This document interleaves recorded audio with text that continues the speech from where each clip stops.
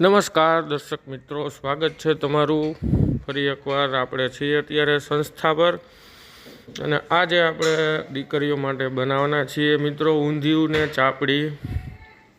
તો આપણે તૈયારી કરી લીધી છે, કટિંગ થઈ ગયું છે. આપણે બકાલું શાકભાજી ધોઈને વ્યવસ્થિત ને ચાપડીની તૈયારી હાલે છે.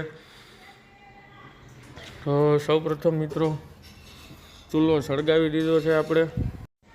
તો મેથીની વડીઓ બનાવેલી હતી, ગોળીઓ આપણે તો સૌપ્રથમ ફ્રાય કરી લઈએ એકદમ ધીમા તાપે મિત્રો. તો આપણે ગોળીઓ ફ્રાય થઈ ગઈ છે, તેલમાં કાઢી લેશું આપણે. ત્યારબાદ મિત્રો આ જ તેલમાં આપણે વઘાર કરશું શાકનો, કેમ કે મેથી ફ્રાય થઈ હોય એ શાકમાં પછી સ્વાદ સારો આવે મિત્રો, મેથીનો સ્વાદ બેસી જાય એમાં. સરસ મજાની ફ્રાય થઈ ગઈ છે આપણે મેથીની ગોળી. હવે આ જ તેલમાં આપણે વઘાર કરશું, કેમ કે તેલમાં મેથીનો સ્વાદ આપણે સારો આવશે. મેથી ફ્રાય થઈ છે તો તેલ થોડુંક ઠંડુ છે, ગરમ થવા દઈશું.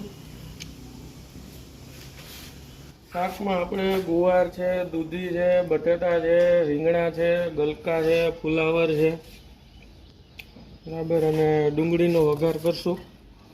આખો મસાલો નાખશું મિત્રો ઊંધિયામાં. તજ, તીખા, લવિંગ, બાદિયા, આખા ધાણા છે, તમાલપત્ર છે, હિંગ, રાઈ, જીરું, મેથી.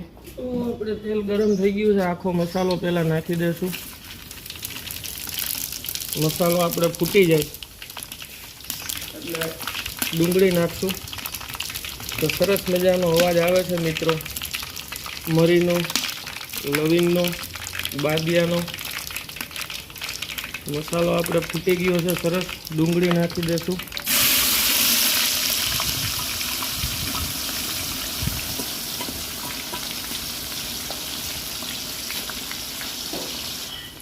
શાકભાજી નાખી મિત્રો.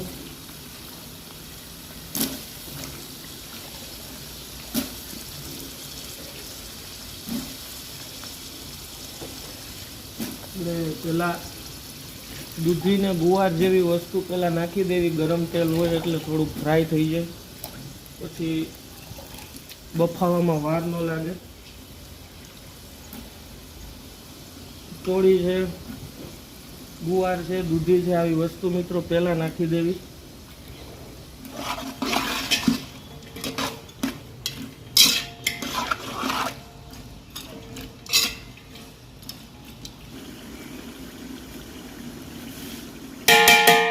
આદુ લસણ મરચાંની પેસ્ટ નાખી દઈશું.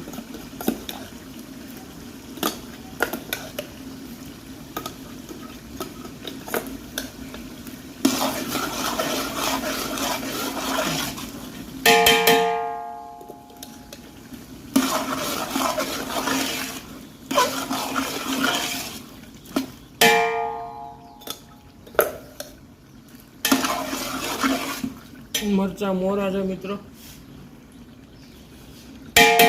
થોડીક વધારે નાખશું.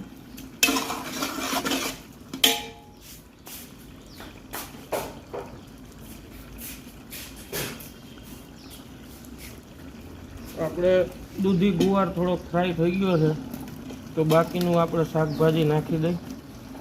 ગલકા, ફુલાવર છે, રીંગણા છે.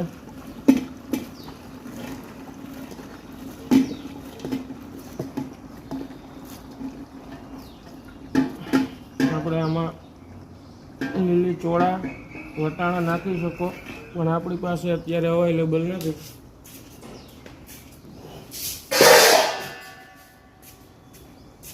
વાલોર છે, પાપડી છે, બધું નાખીએ ગઈ.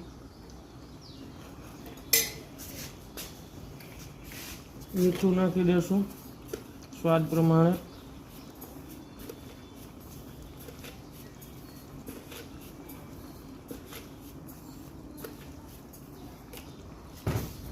હળદર નાખશું.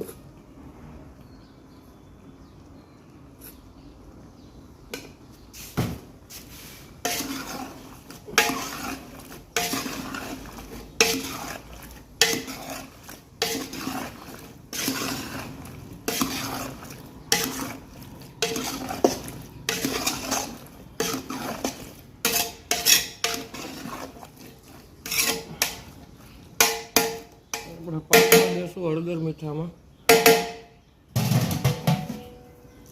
ઢાંકીને રાખી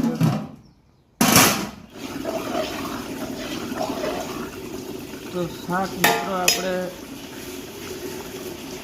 સારું એવું બફાઈ ગયું તો લાલ મરચું પાવડર નાખશું.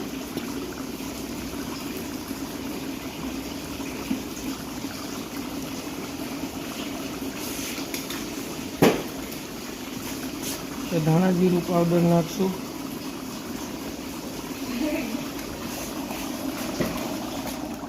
થોડોક આપણે ગરમ મસાલો નાખશું. આખો મસાલો આપણે નાખેલો છે.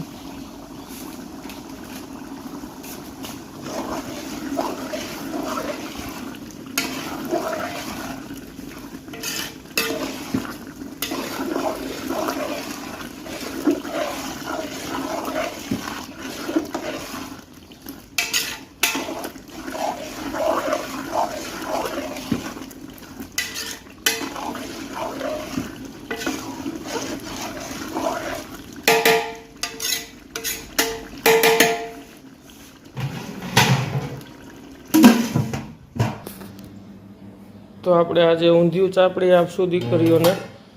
તો સલાડ આપણે બનાવી લીધું છે. ડુંગળી છે, કાકડી છે, કોબીજ, ટમેટાં છે, મરચાં આથેલા છે મિત્રો.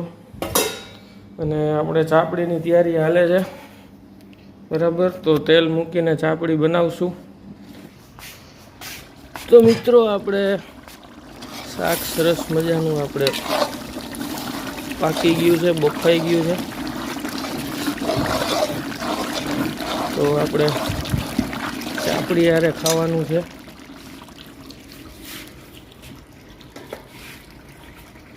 ટમેટાની પ્યુરી નાખી દેશું. તો મિત્રો આપણે ટમેટાની પ્યુરી પેસ્ટ નાખી દીધી છે અને પાણી નાખી દીધું છે. તો હવે આપણે ઉકાળી લેશું અડધી કલાક જેવું. તો મિત્રો શાક આપણે સરસ મજાનું ઉકળી ગયું છે અને આપણે મેથીની વડીઓ આપણે ગોળીઓ નાખી દીધી છે. તો સારું એવું ઉકળી ગયું છે શાક. ઘાટું ફોર્મ થઈ ગયું છે શાકનું. તો આપણે શાક રેડી છે. શાક ઉકળી ગયું તો આપણે શાકને ભઠ્ઠામાં રહેવા દેશું. લાકડા કાઢી લેશું આપણે ભઠ્ઠામાં, એટલે શાક ગરમ રહે. સરસ મજાનું ભઠ્ઠામાં અત્યારે ઉકળે છે શાક. શાક ઉકળવાથી ઊંધિયાનો સ્વાદ સારો આવે મિત્રો. તો આપણે તૈયારી થઈ ગઈ છે બધી જમવાની. ઊંધિયું રેડી થઈ ગયું. દાણાભાજી ફ્રેશ નાખી દીધા. પાપડ છે. આપણે દીકરીઓ માટે ભૂકો કરી નાખ્યો ચાપડીનો. અને ચાપડી આપણે ચાલુ જ છે.